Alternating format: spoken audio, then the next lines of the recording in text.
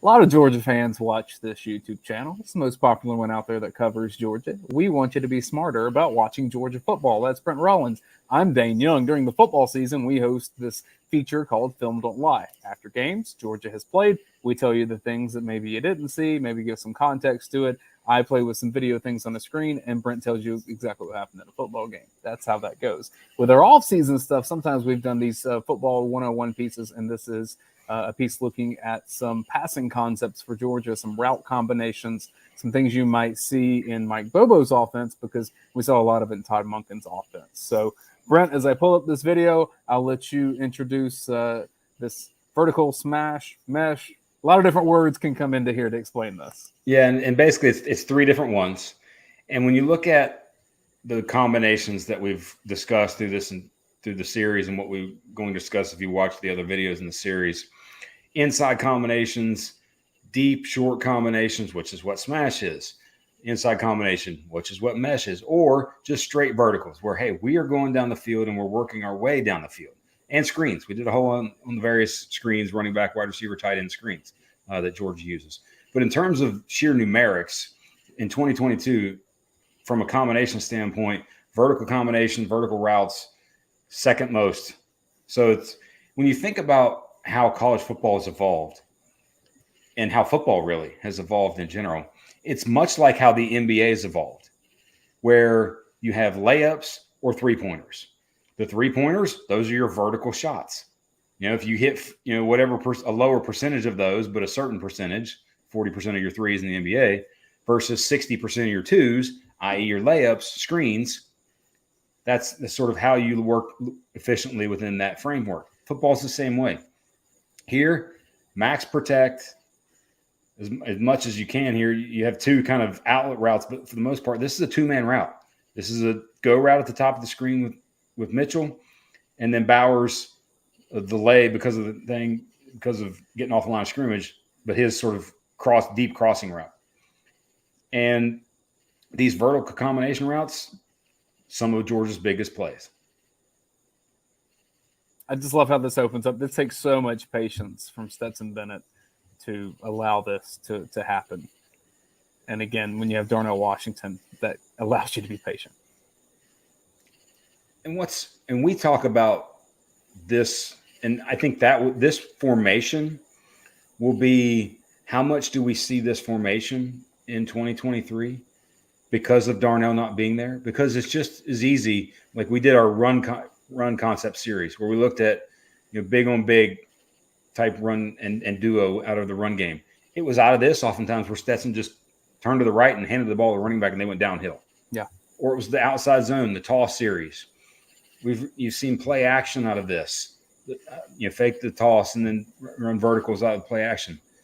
A little bit of everything comes from that one bunch trips formation, and this is just another great iteration of it. Well, and the interesting wrinkle to me is Roseme crossing back into the flat, because if Stetson doesn't like what he sees, or maybe he doesn't like the particular angle, something about it, I want you to watch what Roseme has in front of him if that check down is coming to fruition here. That would be nobody. And it's 2nd and 1. Yes. I think he'd get it. I feel pretty confident he would get a first down. What's in baseball, it's expected batting average. I think the expected first down there would be 99.9%. Outside of the drop. If that weren't Brock Bowers, I think Roseme would be a little peeved that he did not get the football with that much space, because that's what receivers dream of. So we've seen a two-man vertical route combo. Next play. This was a pretty big play too. Look what it does. The play action fake does the linebackers, and then Brock Bowers is his alien self. I laugh every time in this play because of Dylan Bell, and it's not anything he did wrong. He's looking for the ball in the sun, and by the time he realizes what happened, Brock Bowers has scored a touchdown. Ooh, yes. Touchdown. He even throws his hands up. No.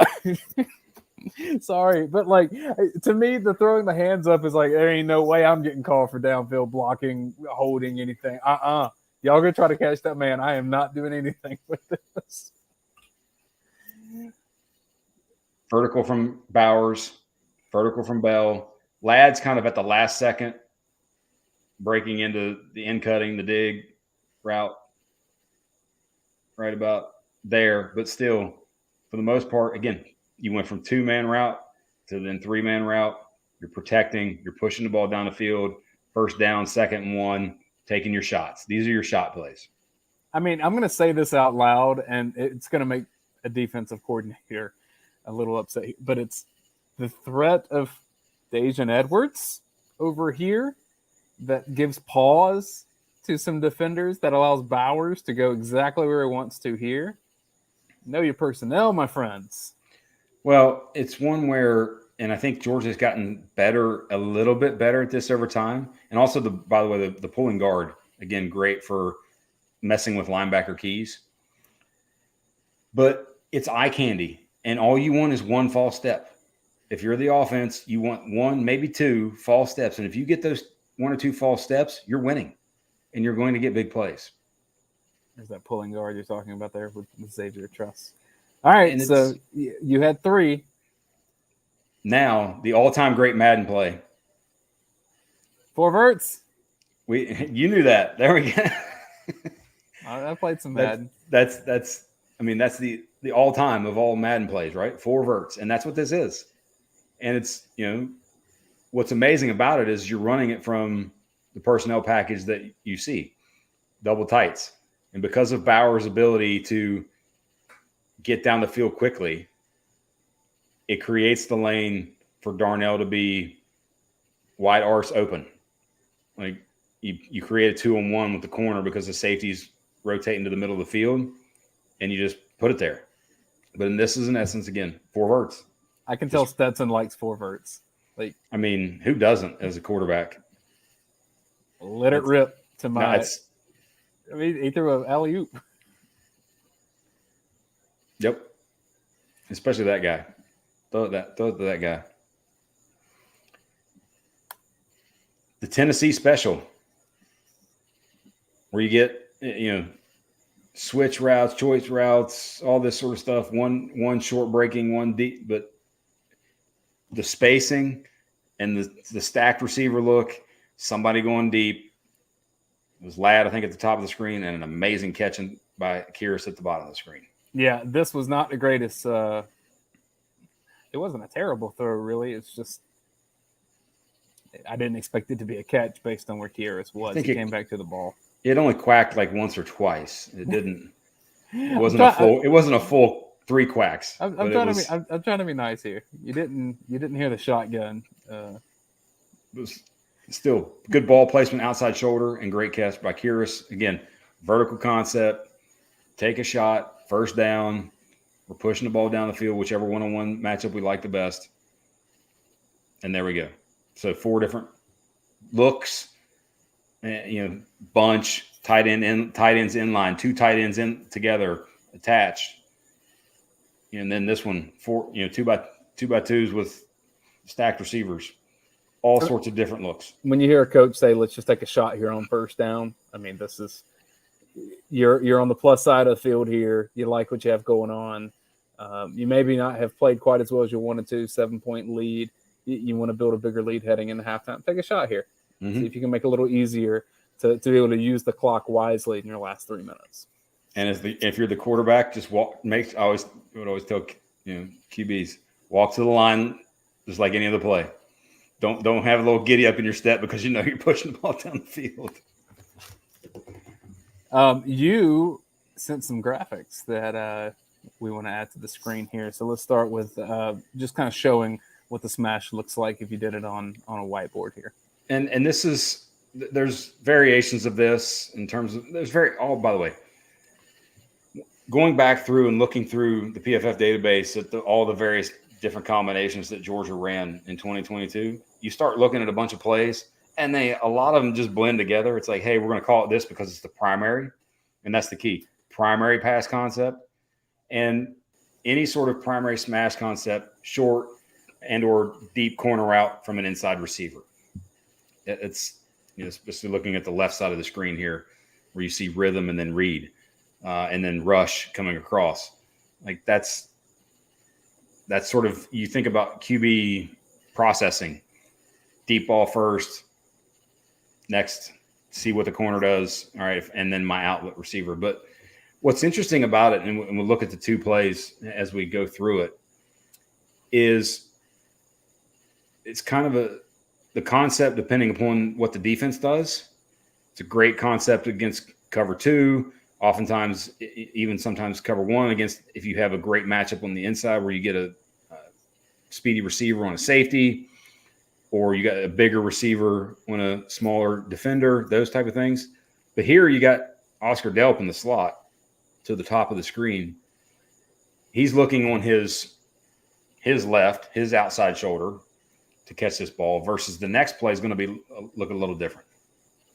We'll play this one for you with Delp. Auburn stacking close to the line of scrimmage and a lot of backing away. Kind of find the hole. Yep. Corner route in front of the safety. You got the shorter route making you sit down and making the corner. And that's why you often see this a lot of times against cover 2. You want that corner to sit. And then you hit the matchup. You hit sort of the hole, the space, where the space is in the defense. And watch Stetson on this too, because he gives a little bit. It's not a pump fake because he's not doing much arm action, but he gives a little body motion to make you think he might go for this little inside hitch here, right there, and it's just enough to open up even more space for Delp. The little things that a quarterback can do to help the playmakers on the other side. And I think that was honestly probably where he got better the most in 2023, outside of consistency and his just mechanics of throwing the ball. It was the little subtleties of playing the position that you're talking about.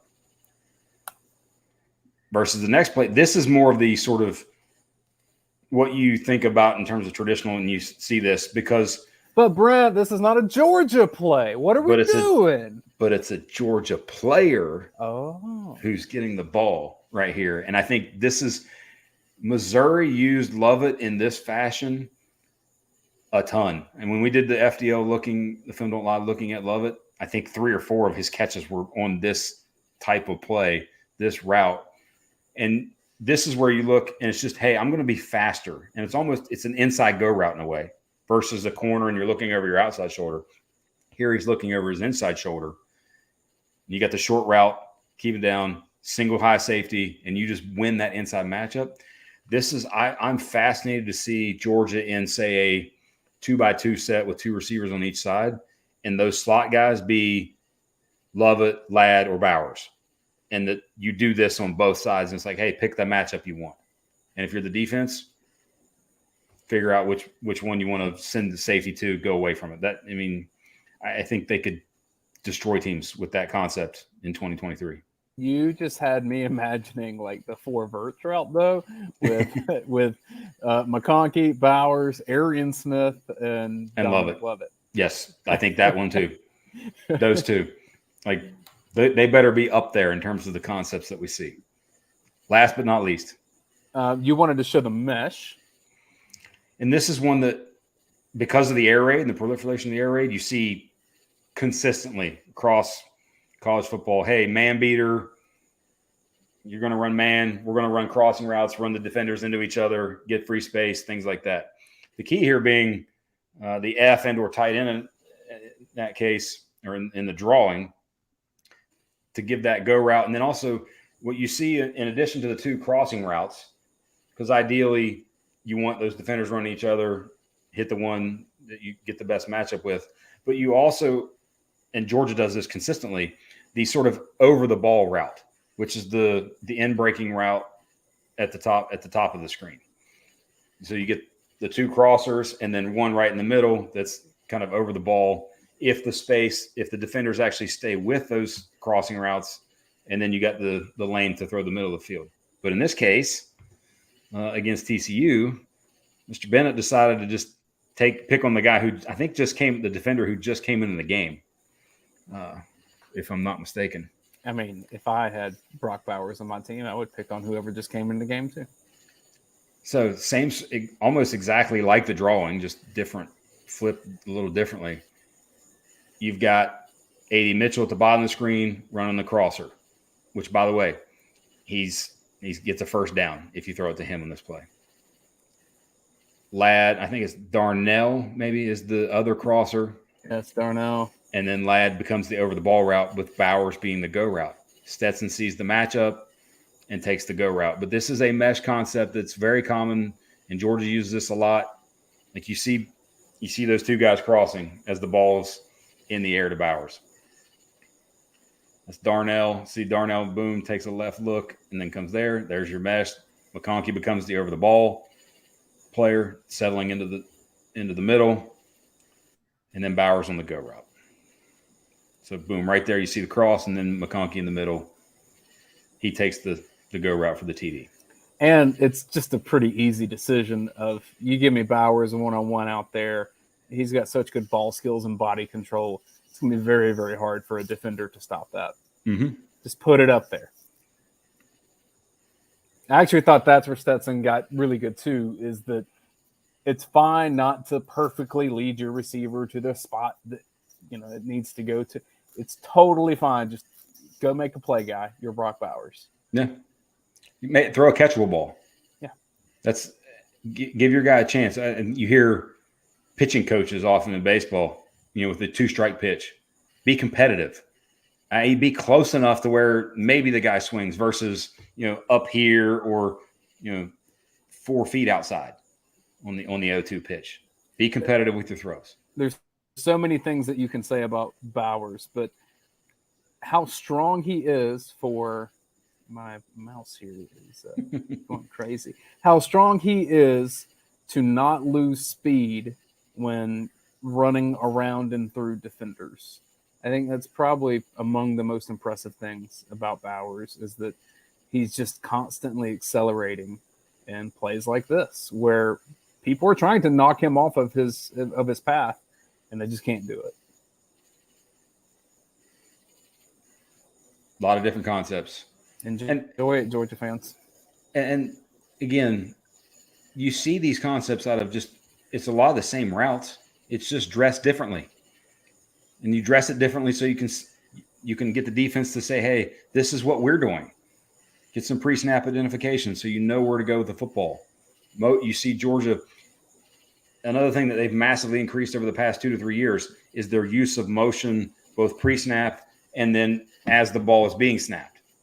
Like those things give QBs, it makes the game easier for them. Then you just got to go execute the throwing part. And when you have so much action with the crossing routes and the over the ball, and in Stetson's case last year, just didn't like what he saw. Usually there was a lane to step up in and take off and run. And I don't know that Georgia has as much of that this year if Carson Beck ends up being what he's projected to be. And that's fine because everything else should be fine around it. And as we said in one of our previous videos, I think you're going to see a lot of timing stuff with Carson Beck of catch the ball, throw the ball, catch the ball, throw the ball, get it to your guys quickly. I don't see a lot of long developing plays, and people like Bowers can help with that. Yep. So we've looked at a bunch of different concepts. They use a bunch. They dress them up differently. But again, it's the plays. It's not like it's a ton of different plays. Yeah. It's a ton of different verbiage for pre-snap and movement and shifts and things like that. But a lot of times the plays it's not a whole lot. Sometimes it's just doing the simple things super well. That's what our friends at Connor Grading and Landscaping do. So if you want your yard to be tailgate ready for your home tailgates when Georgia's on the road, I think you need to call the folks over at Connor Grading and Landscaping. They can look at your yard, connorgrading.com. They're awesome people. I'm really happy that they're back with us for yet another season of supporting us. Yep. So thanks to Connor Grading and Landscaping. This has been Football 101 from UGAsports.com. We look forward to when Film Don't Lie begins. As fall camp begins, Film Don't Lie is shortly after as Georgia starts playing football games, trying to become a 3-time back-to-back national champion, which sounds like a Tom Amansky commercial. I'll make that joke for the entire season. Y'all have a good